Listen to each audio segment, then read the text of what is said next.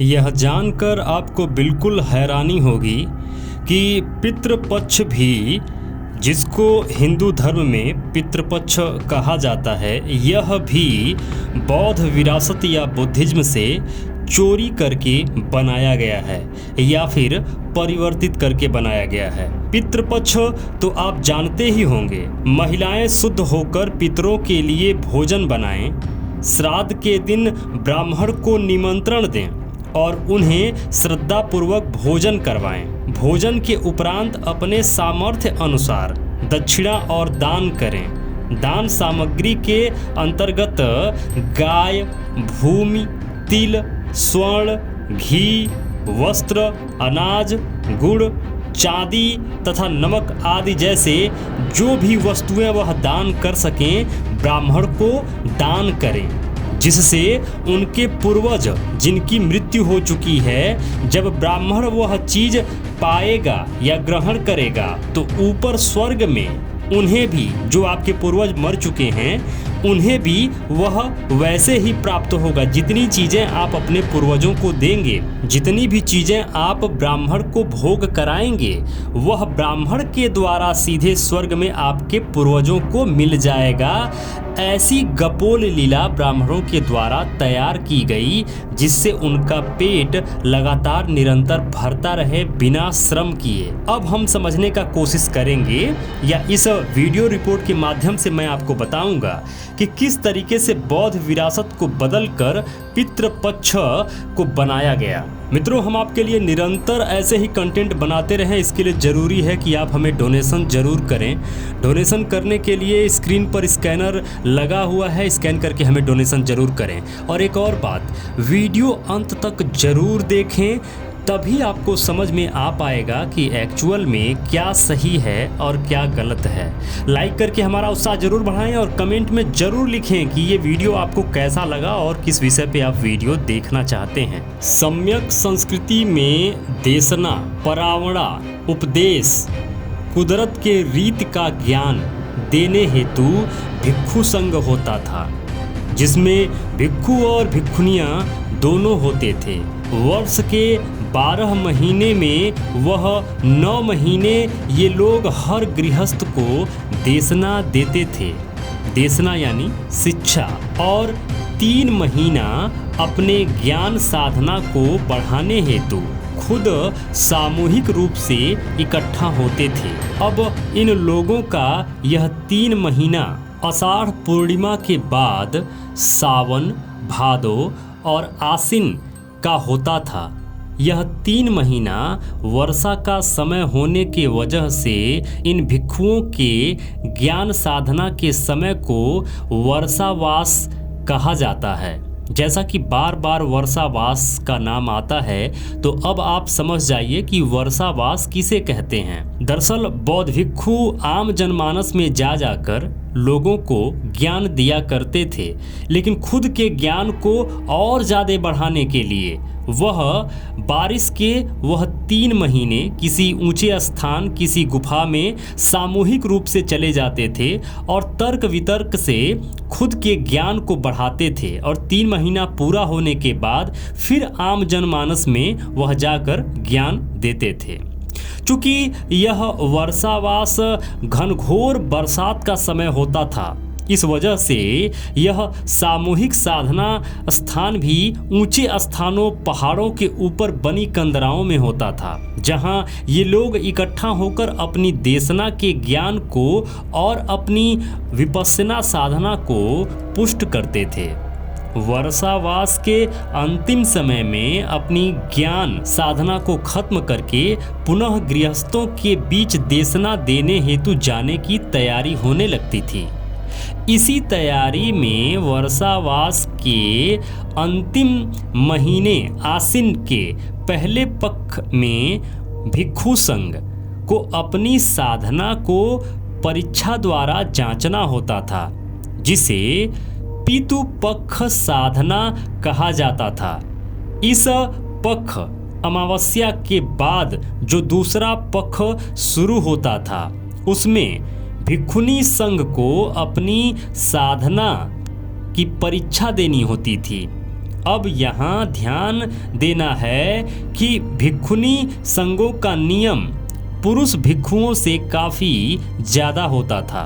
विनय पिटक के अनुसार महिला भिक्षुनी का शील नियम 311 होता था और पुरुष भिक्षु का शील नियम 227 होता था, जिस वजह से भिक्षुनियों की साधना परीक्षा काफ़ी दुर्गम होती थी। इसी वजह से इस पक्ष का नाम दुर्गम मातु पक्ष था। उस समय इन दोनों साधना का नाम क्रमशः पितु पक्ष साधना और दुर्गम मातु साधना था। सम्यक काल के बाद जब सम्यक अंत काल उदय होने लगा तो इस पितु पक्ष साधना और दुर्गम मातु साधना पर शाक्त संप्रदाय, वज्रयान से संप्रदाय और उस शैव से वैष्णव शाक्त संप्रदाय ने अधिकार जमाया और मातु पक्ष पर शाक्त संप्रदाय, जो कि वज्रयान से निकला मार्ग था, ने अधिकार जमाया। जिसके बाद इन दोनों ने इस साधना प्रक्रिया के नाम को गुणवाचक साधना से बदलकर कर्मकांड वाचक संज्ञा करते हुए नामों को संस्कारित करने का काम किया। इसी वजह से वैष्णव संप्रदाय ने सम्यक भाषा का नाम पितु पक्ष साधना की जगह पर संस्कारित भाषा नाम, जो कि अब समझा जाता है, को पितृ पक्ष श्राद्ध का नाम दिया था। वहीं शाक्त संप्रदाय ने दुर्गम मातु पक्ष साधना वाले नाम को संस्कारित करते हुए दुर्गम मातृपक्ष साधना का नाम दिया, जो बाद में वही दुर्गम मातृ साधना का स्वरूप दुर्गा माता साधना बनकर आज दिखता है। जहाँ जहाँ वैष्णव संप्रदाय का प्रभाव है वहाँ यह पितृपक्ष श्राद्ध की परंपरा का कर्मकांड आपको बहुतायत से देखने को मिलेगा। वहीं हिमालय पहाड़, उत्तरी का मैदान भाग के तराई क्षेत्रों में जहाँ जहाँ शाक्त संप्रदाय की जबरदस्त उपस्थिति है, उस जगहों पर दुर्गा माता साधना पक्ष के कर्मकांड की परंपरा बहुतायत देखने को मिलेगी, जो आजकल दुर्गा पूजा के रूप में मनाया जाता है। शाक्त परंपरा में पहली मूर्ति तारा देवी की मिली है। यह तारा देवी की मूर्ति बोधिसत्व की मूर्ति है, जिस मूर्ति के ऊपर में भगवान बुद्ध की मूर्ति बनी है। अब इस मूर्ति को देखकर भ्रम का पुलिंदा बनाने वालों की आवाज़ बंद हो जाती है। लेकिन बिहार के शेखपुरा जिला सदर प्रखंड के पचना गांव में कोरोना काल के समय जमीन की खुदाई के दौरान तारा देवी की एक मूर्ति मिली है। इस मूर्ति की खास बात यह है कि यह पद्म कमल पर बैठी है और इसके 8 हाथ बने हैं। 2 हाथ साधना की मुद्रा में हैं, तो 8 हाथों में कोई न कोई वस्तु पकड़े हुए है। सबसे बड़ी बात यह है कि इस मूर्ति के ऊपर में भगवान बुद्ध की मूर्ति बनी हुई है। पुरातत्ववेत्ता के अनुसार यह मूर्ति पाल कालीन काले ग्रेनाइट पत्थर से बनी है, जिस पर लिखावट में धम्म लिपि और स्थानीय लिपि बांग्ला लिपि का मिश्रण प्रभाव स्पष्ट रूप से देखा जा सकता है। यह 8 हाथ वाली मूर्ति का प्रत्यारोपण आज दुर्गा के रूप में करते हुए भ्रम का जबरदस्त पुलिंदा पाखंडियों ने तैयार कर दिया।